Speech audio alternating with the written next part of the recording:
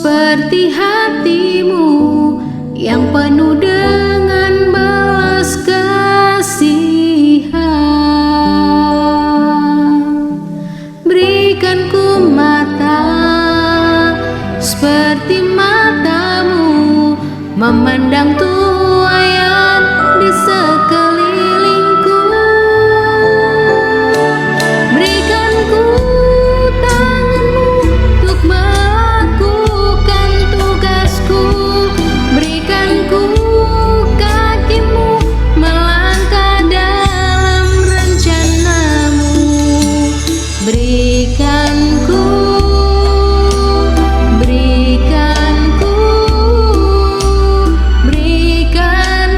hatimu.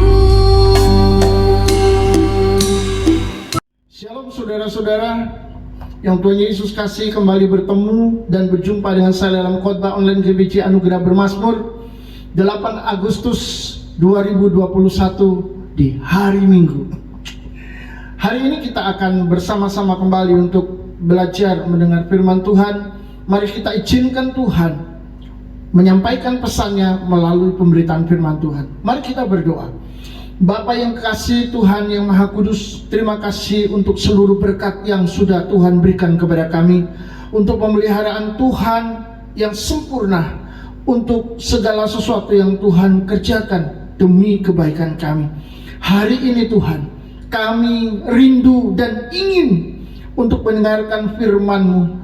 Puaskanlah rasa lapar dan haus kami, karena kami sangat membutuhkan Tuhan, seperti bayi yang rindu akan air susu. Tapi kami benar-benar Tuhan ingin menjadi lebih besar, lebih dewasa untuk memakan makanan yang lebih keras. Oleh sebab itu hari ini biarlah kami boleh dipersiapkan untuk menerima firman-Mu. Berbicaralah, karena kami akan mendengarnya, dan hati kami akan kami buka. Pikiran kami pun siap untuk diisi oleh Tuhan. Berbicaralah kepada kami Roh Kudus, urapi kami di dalam nama Tuhan Yesus. Amin. Saudara-saudara, kiranya berkat dan kasih anugerah Tuhan menyertai saudara dimanapun saudara dan keluarga berada. Hari ini saya mau sampaikan satu tema firman Tuhan, yakni hak dan kewajiban. Pada saat seorang bayi lahir, maka secara otomatis dia mendapatkan hak hidup. Dia mendapatkan hak untuk menerima kasih sayang, menerima pendidikan, menerima hak kesehatan, menerima perlindungan, menerima sandang, pangan, papan. Ketika dia bertumbuh besar, dia menerima hak untuk dipelihara oleh orang tuanya.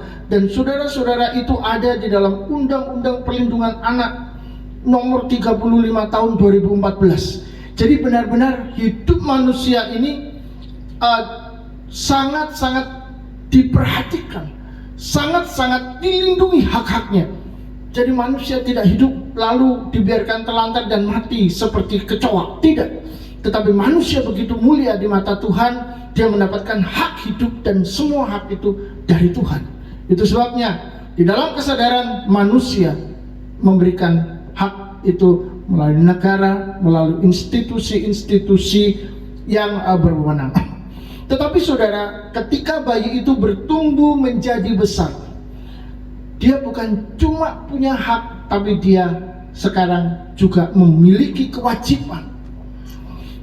Kewajiban untuk menghormati orang tuanya, kewajiban untuk membantu orang tuanya, kewajiban untuk mengatur rumah dan lingkungannya, atau membersihkan rumah, membersihkan lingkungannya, dan kewajiban yang semakin besar, semakin kompleks.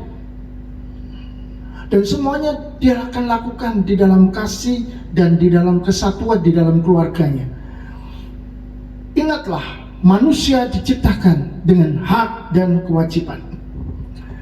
Demikian pula dalam hubungan antara kita dengan Tuhan, ada hak dan kewajiban yang melekat di dalamnya. Tapi seringkali kita tidak memberikan apa yang menjadi hak Tuhan. Sebaliknya, kita selalu menuntut hak kita dari Tuhan. Kita juga suka menuntut kewajiban dari Tuhan untuk memelihara, memenuhi kebutuhan kita sebagai ciptaan. Sebaliknya, kita enggan, bahkan tidak mau melaksanakan kewajiban kita di hadapannya. Maka jadilah kita manusia lebay. Apa itu lebay? Maka jadilah kita manusia yang bersikap berlebihan pada Tuhan. Berlebihan seperti apa? Seperti ini. Menuntut Tuhan memberikan kekayaan secepatnya. Kan Tuhan itu kaya. Saya anaknya, maka saya juga harus kaya. Ini sikap yang berlebihan.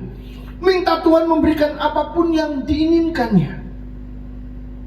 Kan Tuhan sayang anaknya. Kalau tadi Tuhan kaya, kita anaknya harus kaya. Kalau sekarang apapun yang kita inginkan, kita harus dapatkan karena Tuhan sayang kita. Meminta membebaskan konsekuensi hukuman dosa apapun, karena Tuhan itu kan penebus. Jadi walaupun saya melakukan dosa apapun, ya saya minta supaya saya tidak mengalami hukuman itu, baik di dunia maupun di neraka. Nah, paskan saudara, semua kita minta enaknya sendiri, lalu sengaja melakukan kesalahan yang disukai karena Tuhan adalah kasih dan pengampun. Tuhan ngerti kok, saya manusia biasa.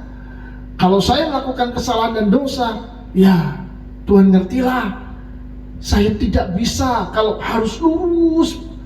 Saudara-saudara, ini adalah sikap yang berlebihan kepada Tuhan. Lalu meminta mujizat keluar dari persoalan, tapi tidak mau keluar dari akar masalah. Nah, ini yang sering kali terjadi di lingkungan kita, bahkan dalam keluarga kita, atau mungkin diri kita sendiri. Sekali lagi, meminta mujizat dari Tuhan untuk keluar dari persoalan tanpa mau keluar dari akar masalah.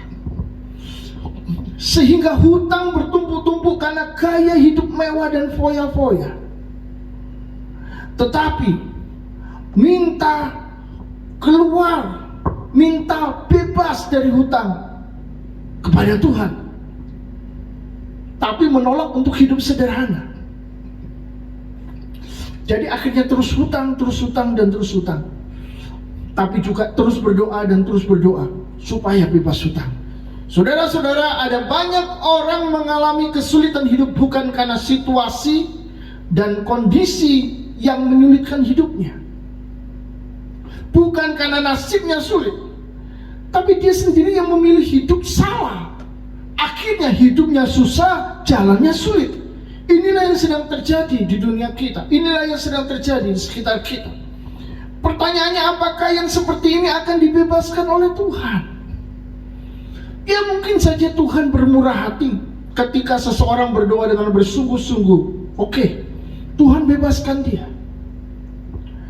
Tetapi jangan lebay. Jangan bersikap seolah-olah Tuhan itu adalah bank gratis yang selalu memenuhi dan mencukupi kebutuhan-kebutuhan. Bahkan utang-utang baru pun akan Tuhan lunasi, akan Tuhan selesaikan, tanpa kita mau merubah cara hidup yang bertanggung jawab. Kita minta Tuhan selesaikan semua masalah kita seakan-akan itu hak kita, tapi kita tidak pernah melakukan kewajiban kita untuk mengasihi Dia, menghormati Dia, dan melakukan apa yang Dia mau dalam kehidupan ini. Itu sebabnya saudara-saudara, berhentilah berhutang kalau saudara terikat dengan hal ini. Berdoa, minta kemampuan dari Tuhan agar bisa hidup sesuai dengan berkat-Nya. Itu tidak mudah, karena hidup sesuai dengan berkat-Nya kadang-kadang membuat kita merasa dibatasi. Kalau kita pegang uang banyak, kita bisa lakukan ini, lakukan itu, banyak sekali. Tetapi Tuhan punya cara, Tuhan punya rencana dalam hidup kita. Itu yang harus kita hargai, itu yang harus kita hormati, karena segala kehendak Tuhan itu baik untuk kita.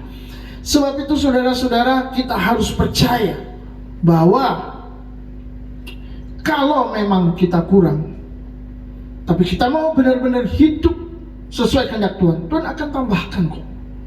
Carilah kerajaan Allah dan kebenarannya, maka semua itu akan ditambahkan kepadamu. Kalau kita percaya, Tuhan akan menolong kita. Ditambahkan itu berarti kurang, ditambah lagi, kurang, ditambah sedikit-sedikit, saudara.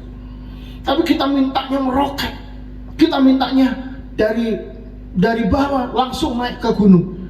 Saudara-saudara, jangan menjadi orang-orang yang takabur, menjadi orang-orang yang ceroboh, menjadi orang-orang yang sembrono, yang sembarangan dalam hidup. Karena Tuhan kita bukanlah Tuhan yang takabur, bukanlah Tuhan yang sembrono, bukan Tuhan yang sembarangan.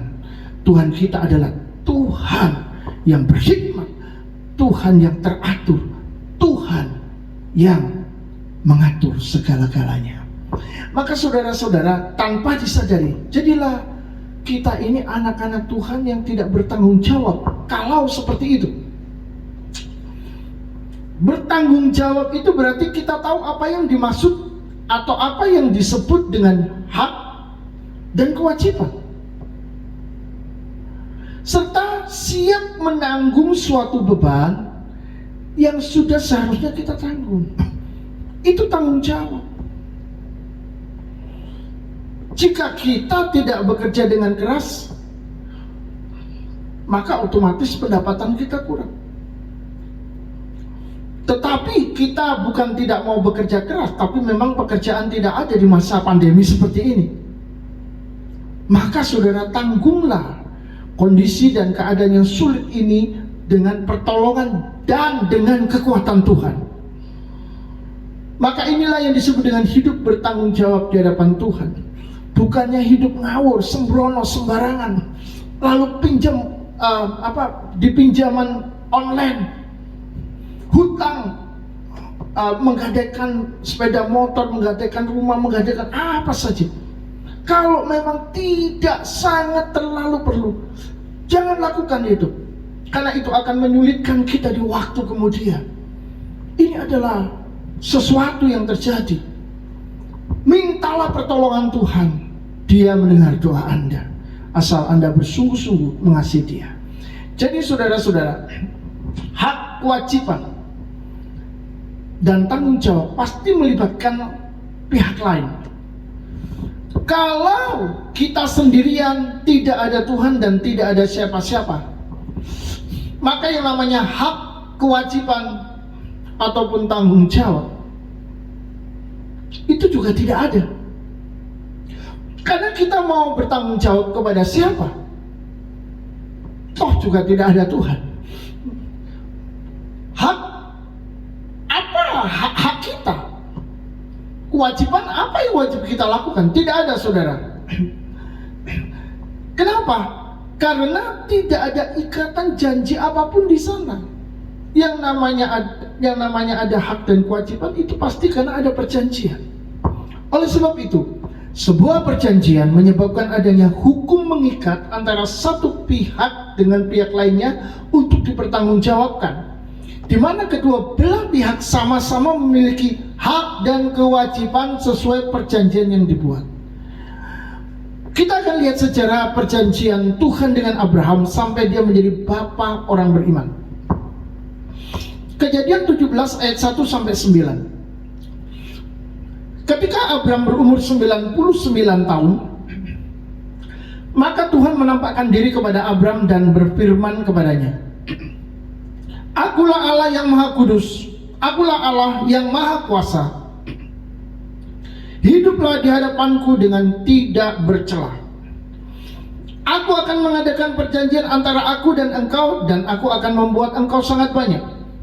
Lalu sujudlah Abraham dan Allah berfirman kepadanya, "Dari pihakku inilah perjanjianku dengan engkau. Engkau akan menjadi bapa sejumlah besar bangsa. Karena itu namamu bukan lagi Abram melainkan Abraham. Karena engkau telah kutetapkan menjadi bapa sejumlah besar bangsa. Aku akan membuat engkau beranak cucu sangat banyak. Engkau akan kubuat menjadi bangsa-bangsa dan daripadamu akan berasal raja-raja." Ayat 7. "Aku akan mengadakan perjanjian antara aku dan engkau serta keturunanmu turun-temurun menjadi perjanjian yang kekal. supaya aku menjadi Allahmu dan Allah keturunanmu.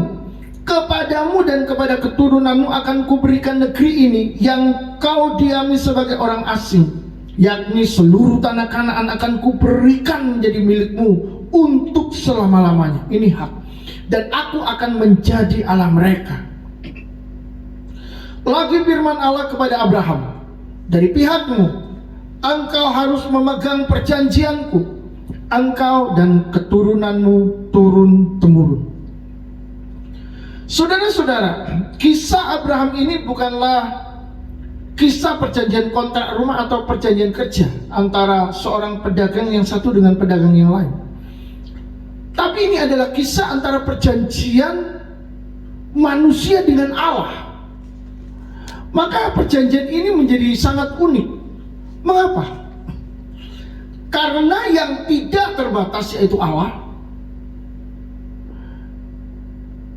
tidak butuh perjanjian apapun dengan manusia yang terbatas. Allah tergantung dan bergantung pada dirinya sendiri. Jadi untuk apa dia membuat perjanjian dengan manusia? Tetapi di sini Tuhan mau membangun relasi dengan manusia atau si kecil yang penuh kekurangan dan tidak konsisten. Dan ketidakkonsistenan itu benar-benar sesuatu yang dahsyat, mengakibatkan pembunuhan dan mengakibatkan begitu banyak kejahatan pada akhirnya. Kain membunuh Habel dan seterusnya sampai hari ini. Orang bukan cuma dibunuh tapi dimutilasi. Saudara-saudara, itu sangat mengerikan. Sifat perjanjian antara Allah dengan manusia ini pun juga berbeda. Kalau saudara membuat sebuah perjanjian dengan orang, itu ada batas waktunya. Tetapi sifat perjanjian antara Abraham dengan Tuhan ini adalah perjanjian yang kekal. Dan ini menjadi awal sejarah keselamatan atas bangsa-bangsa. Karena dia akan menjadi Allah Abraham dan keturunannya. Maka keselamatan Allah akan hadir, mengalir kepada keturunan Abraham yang daripadanya lahirlah Mesias, yaitu Kristus Tuhan kita. Saudara-saudara, dalam perjanjian tersebut ada ikatan kekal di mana hak dan kewajiban dijalankan bersama-sama. Menurut Wikipedia, hak adalah segala sesuatu yang harus didapatkan oleh setiap orang yang telah ada sejak lahir bahkan sebelum lahir. Wow. Hak berarti milik atau kepunyaan. Hak bisa dimiliki setelah melaksanakan kewajiban. Jadi setelah bekerja, seseorang berhak untuk mendapatkan upah. Itu yang dimaksud. Hak bisa dimiliki setelah melaksanakan kewajiban. Jika kita mau mendapatkan hak yang diberikan Tuhan, maka kita wajib juga memegang perjanjian Tuhan. Kita tidak boleh keluar. Kita harus setia. Kita tidak boleh menghujat, menolaknya. Kita harus tetap bersama-sama dengan dia. Seperti yang dilakukan Abraham, dia memegang perjanjian Allah dengan cara Tuhan. Jadi saudara, pemberi perjanjian adalah Tuhan sendiri, bukan Abraham yang mengaturnya. Kalau Tuhan membuat perjanjian dengan kita, membuat sebuah perjanjian dengan kita, maka Tuhanlah yang menentukan perjanjian itu seperti apa. Isinya, detailnya, bab-babnya, pasalnya, semua lengkap. Tuhan yang membuat, bukan kita yang membuat, bukan kita yang ngatur, harus begini, harus begitu. Oh tidak. Jadi itu sebabnya saudara, dalam kehidupan ini, ketika kita berhubungan dengan Tuhan, ada satu yang perlu kita perhatikan, yaitu jangan mengatur Tuhan, tapi baiklah kita diatur oleh Tuhan. Karena Tuhanlah si pemberi perjanjian itu. Pada zaman Abraham, perjanjian itu diberikan secara jasmani dalam bentuk tanda atau simbol, yaitu mengerat kulit katan. Kulit katan siapa ya? Kulit katan Abraham. atau itulah yang disebut dengan sunat, atau saudara kenal dengan sunat. Namun saudara, di zaman akhir Allah mengirim putranya yang tunggal untuk memperbaharui perjanjian yang lama. Itu adalah perjanjian yang lama. Dan putranya dikirim untuk mengokohkan perjanjian yang baru selama-lamanya. Karena yang ditekankan di dalam perjanjian itu adalah perjanjian di dalam daging dengan darah yang tercurah. Jadi semua itu hanya tanda akan datangnya yang akan menyelesaikan semuanya, yakni Kristus Yesus Tuhan kita. Mari kita baca saja di dalam Kejadian pasal 17 ayat 10, 11 dan 13. Inilah perjanjianku yang harus kamu pegang. Perjanjian antara aku dan kamu serta keturunanmu, yaitu setiap laki-laki di antara kamu harus disunat, harus dikerak kulit katanmu, dan itulah akan menjadi, perhatikan, tanda perjanjian antara aku dan kamu.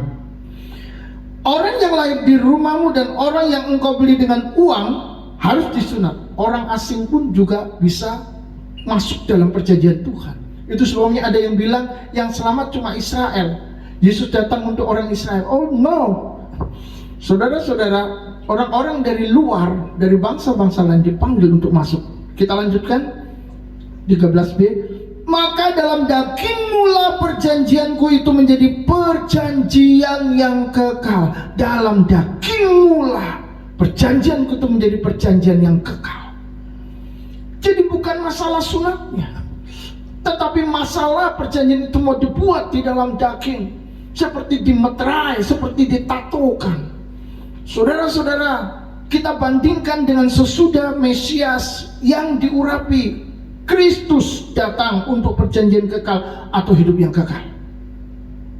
Yohanes pasal 6 ayat 56. Maka kata Yesus kepada mereka, Aku berkata kepadamu, sesungguhnya jikalau kamu tidak makan daging anak manusia dan minum darahnya, kamu tidak mempunyai hidup di dalam dirimu. Apalagi Yesus berkata, kalau kamu tidak makan dagingku dan minum darahku, kamu tidak memiliki hidup.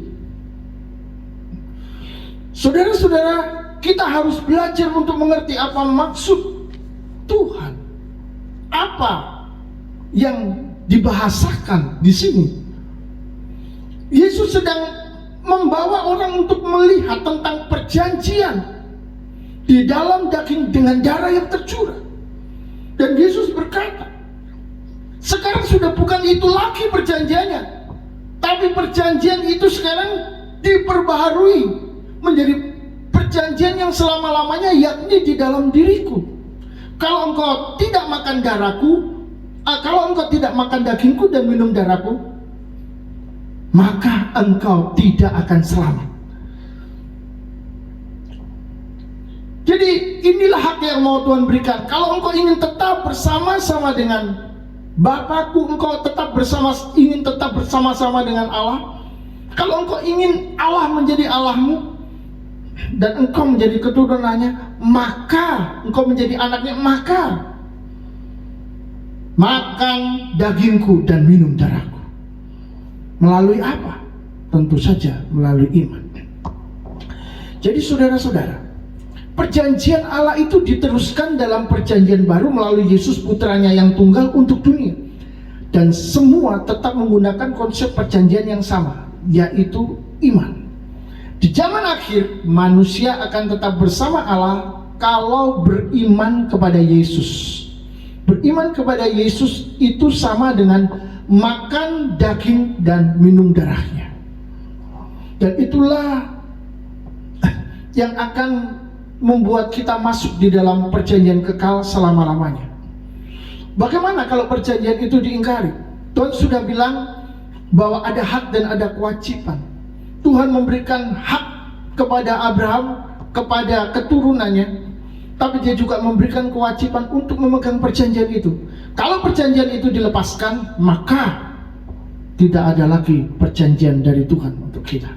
Yohanes 6 ayat 40. Sebab inilah kehendak Bapakku, yaitu supaya setiap orang yang melihat anak atau Yesus dan yang percaya kepadanya beroleh hidup yang kekal, dan supaya aku membangkitkannya pada akhir zaman. Yesus berkata, inilah kehendak Allah, inilah kehendaknya. Kalau engkau melihat aku dan percaya kepadaku, maka aku akan membangkitkan engkau pada akhir zaman. Aku akan memberikanmu hidup. Maka percayalah Yesus supaya Anda mendapatkan hak hidup yang kekal dan Tuhan menjadi Allahmu selama-lamanya. Amin. Sebagai Allah, Tuhan akan melakukan kewajibannya untuk menjaga, memelihara, dan menuntun sampai masuk di dalam kekekalan selama-lamanya. Tidak usah ragu sama sekali, karena Tuhan pasti menepatinya. Kapankah Tuhan ingkar janji? Tuhan tidak pernah ingkar janji. Sebagai Tuhan, Dia berhak menerima penyembahan kita, rasa hormat kita, ketaatan kita secara total. Sebab bagi Dialah kemuliaan sampai selama-lamanya. Tapi ingatlah, kita bukan cuma punya hak, tapi kita juga punya kewajiban. Dalam hidup ini, kita berusaha sebaik mungkin melakukan kewajiban atas pekerjaan, pendidikan, keluarga, dan banyak hal yang lain. Tapi justru yang sering kita lupakan dan bahkan tidak kita lakukan adalah kewajiban untuk memberikan diri kita kepada Tuhan. Kewajiban untuk memberikan diri kita melayani, mengasihi Dia, memberikan waktu, memberikan kesempatan untuk Dia menyampaikan apa yang Dia rindukan, Dia inginkan, Dia mau, Dia kehendaki dalam hidup ini, dalam hidup kita. Saudara-saudara, mungkin firman Tuhan hari ini bukanlah firman Tuhan yang membuat saudara terhibur, membuat saudara senang. Tapi inilah yang saudara perlukan.